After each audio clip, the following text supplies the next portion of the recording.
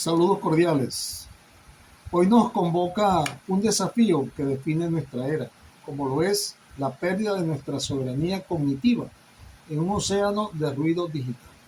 La presentación la hemos titulado El escudo hermenéutico, la desconstrucción y la hermenéutica crítica contra la desinformación masiva, y está basada en la rigurosa investigación de la doctora Esther Áñez Romero y mi persona, Marco Romero Moncada. Y no solo es un análisis teórico, es más bien una propuesta de resistencia. En esta primera diapositiva podemos ver que frente al impacto descontrolado de información, de discurso que intentan colonizar nuestra mente, presentamos una propuesta para forjar un escudo, una lente hermenéutica estructurada, capaz de filtrar, descodificar y protegernos de la manipulación masiva. Para entender dónde estamos, en esta segunda diapositiva, damos una mirada al pasado, donde la información y el conocimiento se utilizó como un vehículo de emancipación.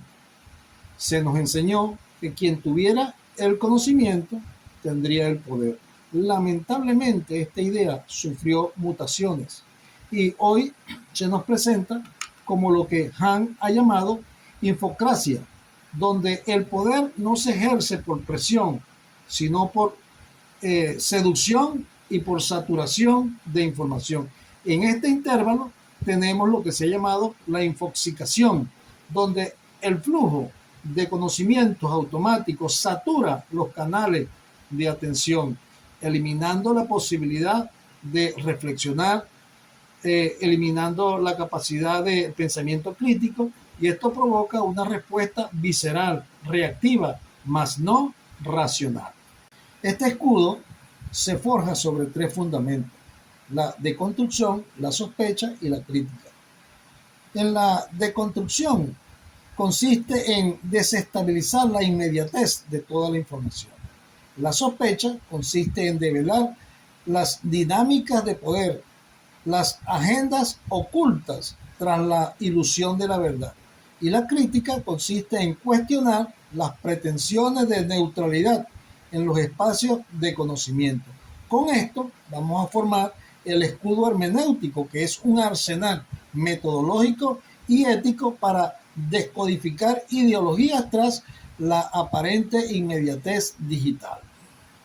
El segundo fundamento lo proponen los maestros de la sospecha, donde tenemos dos extremos. Gadamer decía que el lenguaje albergaba una verdad compartida, pero esto nos pudiera convertir en ingenuos frente a estos medios masivos. Y en el otro extremo tenemos el sentido manifiesto de un engaño, de una pantalla ideológica. ¿Qué debemos hacer? La propuesta es un rodeo necesario para alcanzar, comprender y estar libre de un autoengaño, evitando así el cinismo paralizante.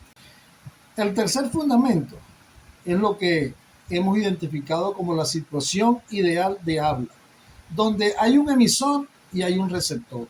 Están a un mismo nivel, hay respeto, hay igualdad. Pero la información que emiten las redes vienen con presiones económicas, presiones políticas, presiones ocultas. Y esto lo único que ocasiona es una comunicación sistemáticamente distorsionada.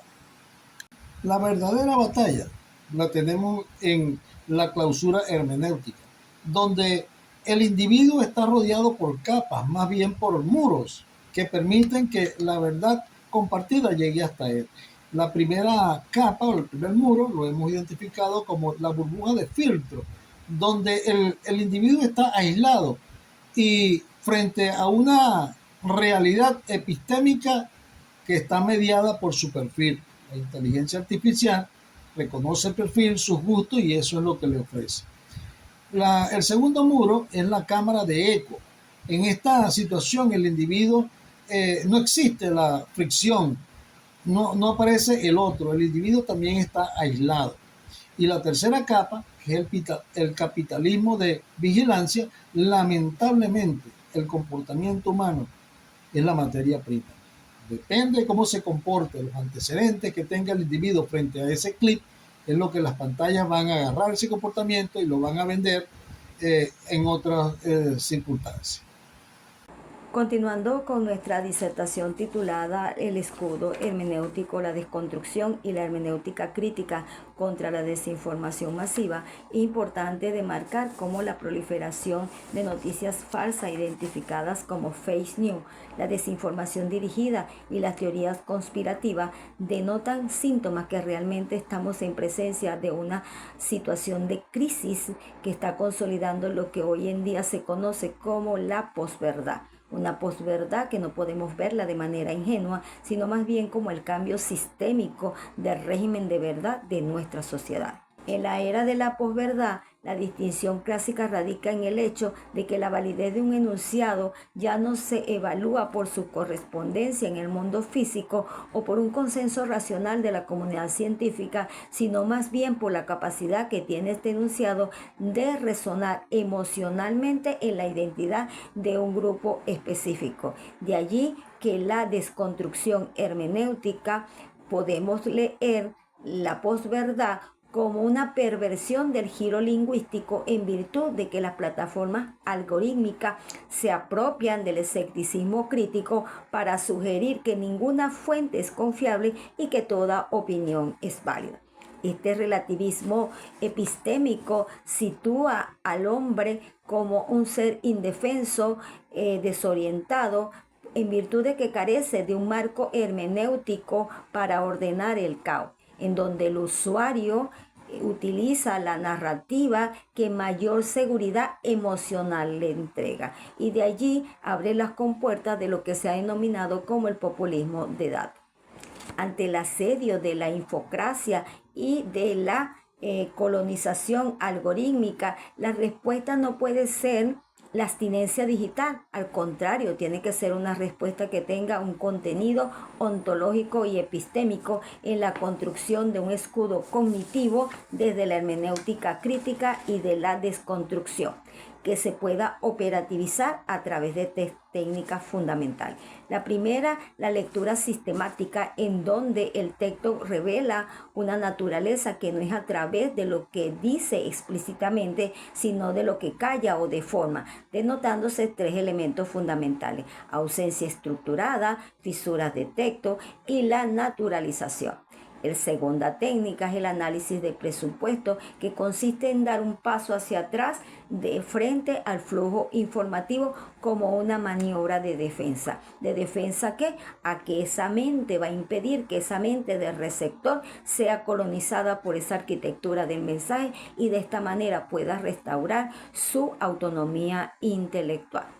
La tercera técnica es la genealogía de la fuente, la cual va más allá de una simple comprobación de la fiabilidad técnica para rastrear las condiciones de emergencia y descontrolar el autor al comprender que la información no está huérfana, al contrario, que detrás de su neutralidad hay arquitectura de poder que deciden que es válido. El reto de la filosofía actual es desmitificar la neutralidad algorítmica para revelar que los modelos del lenguaje no son oráculos de objeto de conocimiento, sino más bien de condensaciones de discusión. El otro reto de la filosofía es reivindicar el valor de la fricción, de la duda y del silencio interpretativo como un espacio genuino del pensamiento humano. En última instancia, la desconstrucción hermenéutica y la hermenéutica crítica como escudo contra la información masiva nos demuestra tres elementos fundamentales. Primero, una postura ética al demarcar que pensar críticamente no es una habilidad técnica, sino más vale una postura ética hacia el mundo y hacia el lenguaje. Segundo, un retardo desconstructivo, donde en la era de la infocracia, ralentar el consumo no es cinismo desapegado, sino más bien un acto de emancipación, y esto denota nuestro tercer elemento como el acto de resistencia más humano y urgente para preservar nuestra capacidad de interpretar, de decidir y sobre todo de ser libre. Bendiciones en grande.